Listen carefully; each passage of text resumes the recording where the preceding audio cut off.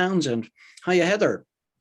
Hiya, Alec, and I'm so pleased to be back again. As so many people say, maybe not always kindly, I'm very special. Well, we had to have you back because we had covered so much. I mean, my goodness me, sacked twice, made redundant twice into your fourth career. You were only in your early 30s, and you have 6 books, and we'd hardly even got into the first one. So give us a bit of a recap on the first book, and we'll pick it up from there. Absolutely. So we covered the first 12, 13 years of my career. Yes. And we're now on to the second half, I think. And as with everything, the best things always happen in the second half, don't they? You win the match in the second half. You might get ahead in the first, but you win the match in the second half. So I've just been asked to write the Financial Times Guide to Business Networking. Sure. Now, given that I have some dyslexic tendencies, I've only discovered that recently. I've got a dyslexic son, and I have no left or right. Do not ask me to reverse park without parking cameras. Otherwise, I'll get very anxious. So yes, I was asked to write the Financial Times Guide to Business Networking. So that got commissioned in 2010 and was published July 2007, July the 7th. And literally at the moment I got commissioned, my workload moved. I moved from associate freelancer, can I get 400 quid a day type work to, yeah, we'll pay you £1.5 grand, £2 grand, £2.5 grand. And my brand became all about referrals for professionals. Wow. And it was I wouldn't say it was easy. There was still a lot of work to be done, but I was very lucky so I'd spent 18 months talking to people. Oh, I've been commissioned to write this book. Oh, I've been commissioned to write this book. And people say, Heather, when is that book coming out? We really need it.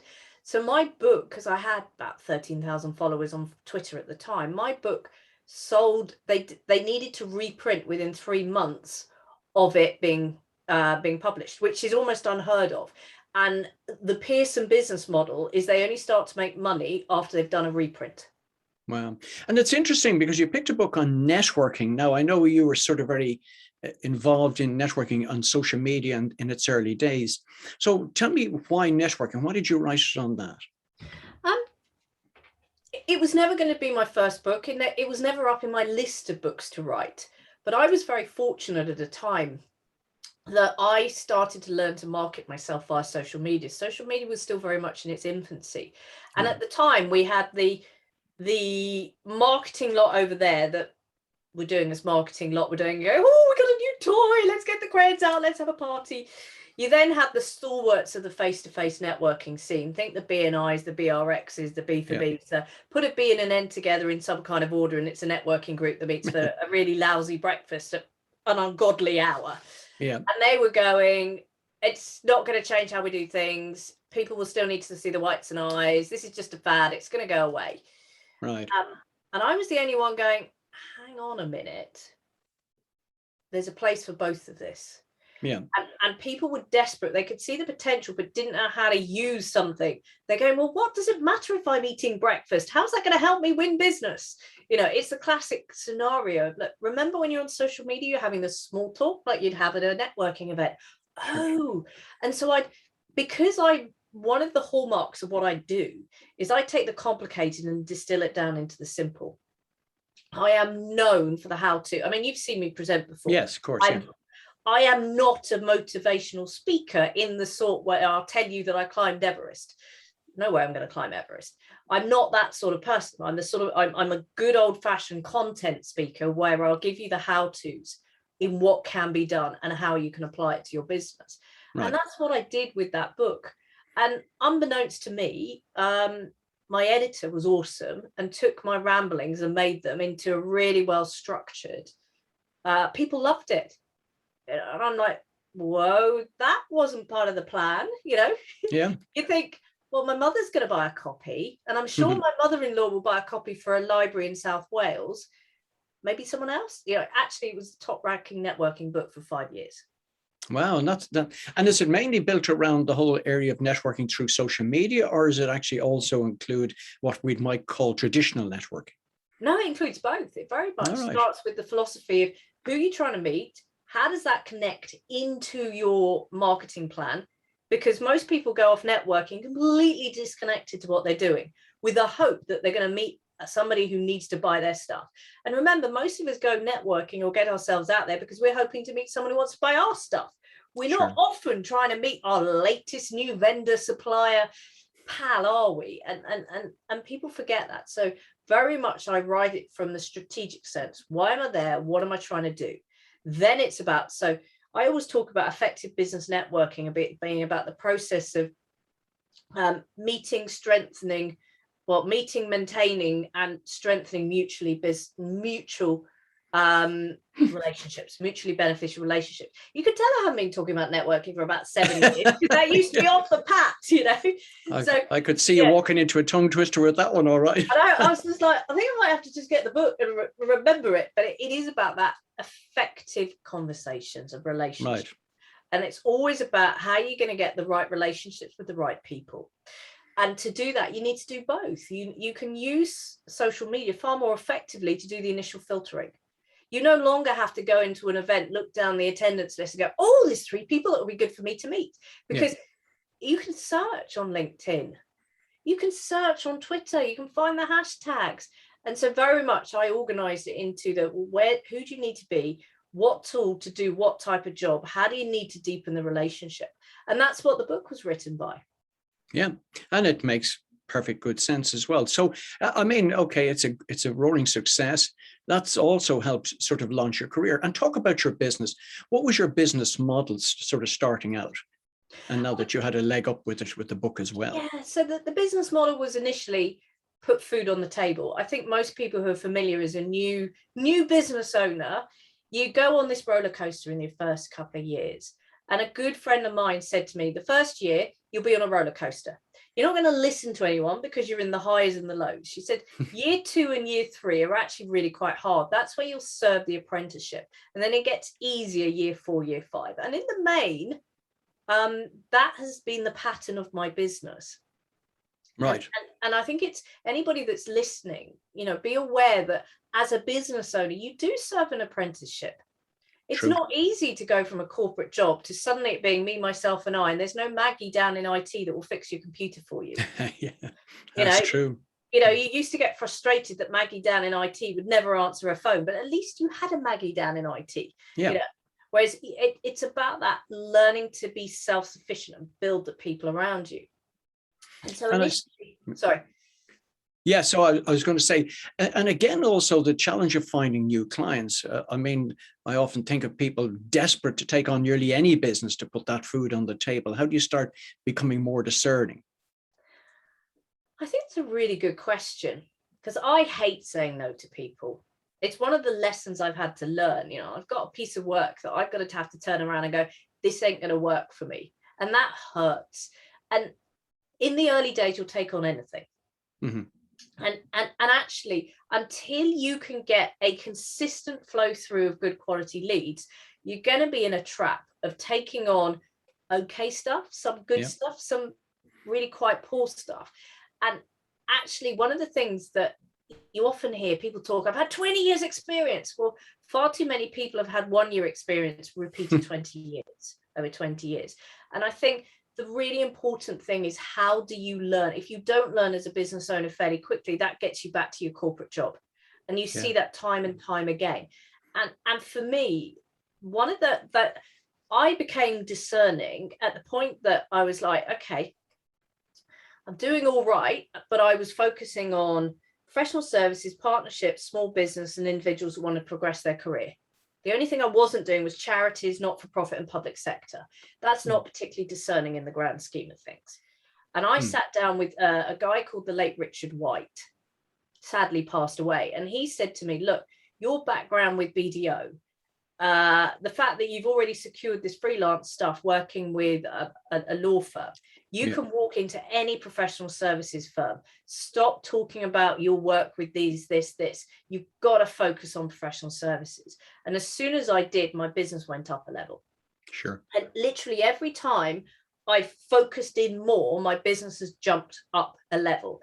And it all starts from having the confidence to kind of go, this is who I am, this is who I serve, and this is the results I get. We've interestingly, we've particularly the Accountants Millionaires Club, I've had people saying to me, why don't you do the Lawyers Millionaires Club? And I'm like, I don't want to help lawyers grow their small law firm. I've got enough fun and enough variety. And one of the things people fear when they get very niche is that there isn't going to be a marketplace. And the way I describe it to people is there's always going to be a marketplace, but it's the equivalent of going fishing with a rod in the ocean and hoping the right thing nibbles, to taking a spear gun to a barrel full of the right fish. Now, apologies to any vegetarians or vegans who may be listening, but right. it is the equivalent. And actually, when you're willing to be really quite picky who you work with, it narrows down the decisions you have to take around marketing, which means that your marketing becomes far more effective. You replace the rod with the spear gun. It also means you know where to put your marketing. So instead of taking the rod into the ocean, you have the barrel full of fish. And these are the things why actually having a niche makes a difference. I'm going to come on to one more point as well, which is really relevant in this really quite turbulent, still uncertain times. Well, definitely, I know most of your listeners are in Ireland, whereas actually I'm in the UK, and it's, shall we say, interesting times. May you live in interesting times. And people gravitate to known experts in turbulent times, which is another reason to go niche. Right. One of the questions is that most people starting off in business, suddenly when they think about it, their service seems to fit nearly everybody that's out there. How do you refine yourself down to kind of understanding, actually, this is my niche and this is where I should be fishing? And I talk about the three things. What are you passionate about? I've already said, look, I love helping lawyers make partners, but small law firms, nah. Accountancy firms, small accountancy firms, helping them grow as soon as they've got more than 2 partners, nah. What are you passionate about? What do you really love doing? And if you don't have that, it ain't gonna work. People have said to me, oh, barristers really need your help. And I'm like, yeah, and I'm not passionate about barristers, probably because I haven't met enough, but no. So the first thing is, what are you passionate about? The next thing is credibility. Now, you can do an awful lot of work to gain that credibility through social media in a way that I don't think you could do before the advent of credibility. You can really build your credibility by blogging, learning, listening, putting out the content. But actually, where have you got natural credibility? As Richard White said to me, you're mad. You can walk through the door of any professional services firm and have a conversation. In fact, partners used to say to me that if people didn't have good professional service credentials, these potential suppliers, they give them 15 minutes and say thank you very much, right? And they wouldn't then return their calls. And so where are you credible? Where have you got work naturally coming your way? What is the easy sell? So one of the things that I started doing, and so the second book was How to Make Partners Still Have a Life, and that was always the book I planned to write. I've always been fascinated by what does it take to get to the very top of the tree in a partnership. Why did so many talented professionals not make it? What is the secret sauce? What is it? And I know that makes me sound like a real geek, and it's become my life's calling, but I am absolutely fascinated by it. But I thought when I initially started, people wanted the and have a life bit. So how do I really have a fulfilling role within professional services? So accountants, lawyers, consultants, but also have that work-life balance. You know what? Nobody was buying for that. Okay. They weren't buying for that. And it was when somebody in the States rang me up, was prepared to pay $600 an hour to help him with his business case presentation. But I had that light bulb moment. Yeah. It's the people that are 0 to 3 years out from making partner, the people that are at that really tough stage, the people that actually want to make partner and they don't care about the life bit at this point, they really want to make partner. And it was that point that my niche suddenly went a lot deeper. And it was the third element. There was a good fit. Are you selling what the market wants to buy? Are you selling what the market is prepared to pay for? Because I could have a legacy about helping single mothers get into work, but they ain't going to pay my rates. No.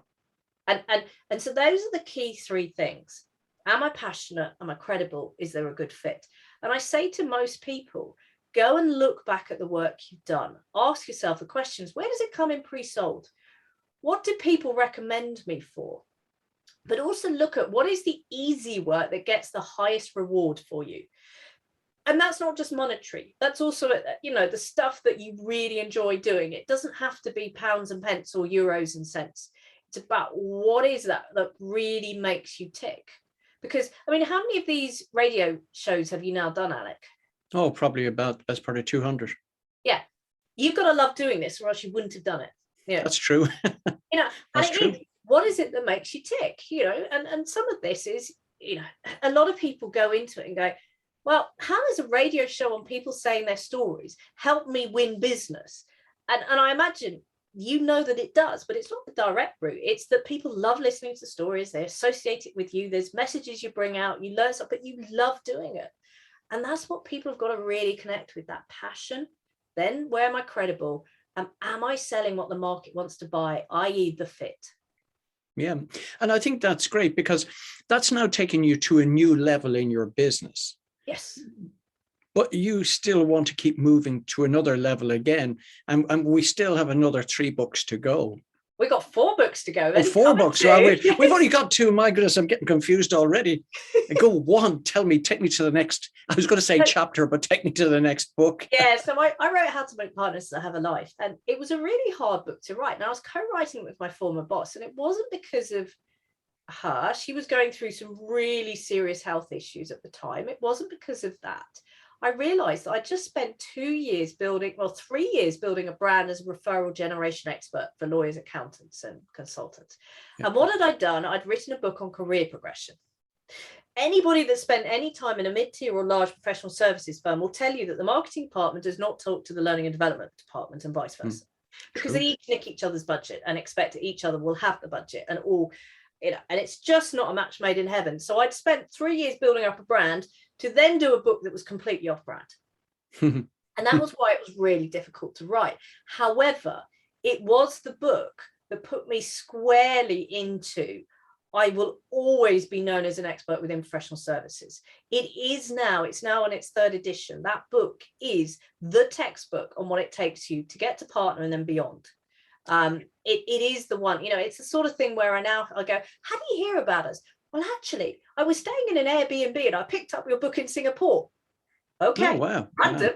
But, you know, this is the power of having something that's seen as a textbook. You know, ours is the book now where, you know, partners recommend it to future partners who recommend it to other people. So I had to have a long think at that point, because I'm like, hang on a minute, what do I really want to become known for? And I think that's what a lot of business owners do, is they become defocused. Right. They kind of maybe get slightly bored with their first thing, or another opportunity comes up. And that's what keeps businesses small. The more focused a business owner is on their core market and what they're going to sell to them and how it adds value, the better their business will be. And that's actually how the Go-To Expert, the 3rd book, came along, because it was the book that had the common IP. It was the book that told you how to sell and market yourself as an expert, because that's the problem that my marketplace faces, whether it's a small accountancy firm owner or whether it's someone that's in a mid-tier or large firm that's wanting to make partner. They are a technical expert. Yeah. And then suddenly one day they wake up and they're told they have to be able to sell and market themselves, which to many people is an anathema. They do not get up at the age of 18 and think, right, my future career is a salesperson. You know, they wanted to be the professional, the expert in their own right. Somebody else was going to do all of that dirty selling stuff. And this is the issue. Suddenly they're expected to do, and often they're expected to do it with no time to do it, no training to do it, and they have to get it really quick. And that's how the Go-To Expert book came along. Because whenever I read something, it was often for marketing people that had long, complicated words and was more about brand and penetration and awareness. It's like, that's you do what I do in a similar way. Marketing isn't about that for us. Marketing is about, how am I getting the right sales leads in that I can close easily? And so I needed to write a book for the layperson, the accidental business developer. And that's how the Go-To Expert came along. It was the common IP between both sides of our business, and it brought it together. Great. And it just makes sense as well. As you said, most people don't appreciate, you do have to market yourself, but if I'm going to do it, how do I do it? Because I don't even know where to start. Yeah. And so the progression of your books with the networking as well, up to where you're talking about the Go-To Expert. Fantastic. Okay, we're on to the next one. Tell me more. Tell me more. So this is the point that I had the epiphany, where somebody rang me up and said, and was quite happy to pay $600 an hour, US dollars an hour, to help them get through the partnership process. This is the moment that light bulb went on, and I'm like, I've got to credentialize. If people are going to buy me for that 0 to 3 year journey, I need something that really credentializes me in that space. So initially, I'd always, I've written over 1,000 articles in my time. If you look at my websites, there's probably only combined, probably across the two combined now, 1,000 articles, because we've gone more long form and we've reduced some and whatever. But I was like, well, I've written enough on this stuff. Why don't I just do this blog-based book where you take a series of blog articles, put them into a book, job done. Nice. And self-publish it. And that was the idea for Poise for Partnership. But then I was like, most blog-based books are quite dire because they're just very disjointed. So I actually did use the blog, but I properly crystallized the IP into that book. And that was my first self-published book. It was very much a journey that I'm not necessarily, I don't need to repeat it because I now know the mistakes, absolutely. But I finally had in my hand a self-published book, which meant that I could give it away. I could use and abuse it in a way that I couldn't the published book. And actually that book was brilliant for really, and it still is my most profitable in terms of follow-on sales, that book. It's now in its 3rd edition. We've completely rebuilt it around 12 key performance indicators that demonstrate your readiness for partnership. And that drives all of our marketing, those 12 indicators, all of our IP. We white label our assessment, 80 question assessment to sell to professional services firms. It is our most lucrative book because it is so joined up and integral to the IP of what we do. And would I be incorrect in saying it's a great business card to have? I think people get hung up on writing a book. And in my opinion, far too many people have a book in them that should generally stay in them. There's an awful lot of really poor self-published books out there. And if you're going to self-publish a book and have it as a core piece of your marketing, don't let yourself down. And people, I always say to people, get a good book cover design, a professional book cover designer, not a graphic designer, because I can tell the difference from 3 paces, what's been done on a template and what's been done by a professional book cover designer. Sure. Always get it professionally edited, always getting it professionally laid out. You want your book to have the quality of a published book. But actually, once we've written, most people don't get enough mileage out of the books they write. So the 3rd edition of Poise for Partnership, we did articles from each chapter. We download the free chapter we were able to use it far more as a body of work that sustained us with articles for over a year, just purely from that book. I think a lot of people don't repurpose their IP enough to do this. So yeah, that was a really, really good book. And then something happened. So I was merrily going along 2017 with my business partner at the time. We'd run the business now since 2011, so 6 years. He turned around to me and said, Heather, I can't do this anymore. Oh, okay. He needed to semi-retire. Right. He needed to go and find his own way. His why, I was ready to take big jumps into the future and really accelerate. And he wanted to just play around and do a lot more diving. Okay. And you know what? We're still very good friends. It's still very amicable, but it gave me an opportunity to think what I really wanted to do. So I'd been billing for the last 3 years, on average, 110 to 140K a year. I'd been 70, 80, 90% of our income in the business. I was working really, really hard. And I didn't want to work that hard. I needed some more time. I needed to take more time out. I needed a better balance. And that then was the thinking behind the Accountants Millionaires Club. How do we take the one-to-one coaching, which is the cash cow of our business, to small accountancy firms, and create something that's scalable? That was the whole premise behind the Accountants Millionaires Club. And that was what actually spearheaded the 5th book. because we had quite a poor list of small accountancy firm owners. We had 6,000 people on the How to Make Partner side, but actually we genuinely only had about 250 to 500 small accountancy firm owners. And you know what? I'm going to interrupt you and say, you know, you've a minute left. That's how quick this second interview went. So you're going to have to get it all crammed in a minute. There we go. Yes. Where does the time go? So I suppose the message I'm going to leave you is just to summarize some of the journey is never waste a good crisis. Yep. Whether that's the pandemic, whether that's a business partner wanting to retire, use that as a time to refocus on what actually you want going forward. The second thing is be absolutely focused on your brand and your brand messages. Do not try and be too many things to too many people. If you can be focused on your brand messages, getting them in the right place, knowing what people are going to buy, you remember my don't sell the have a life. What people wanted was the make partner. Actually remember to sell the stuff that people intrinsically want to buy. And then you're going to fly. I think those are the core messages that I want to leave people with.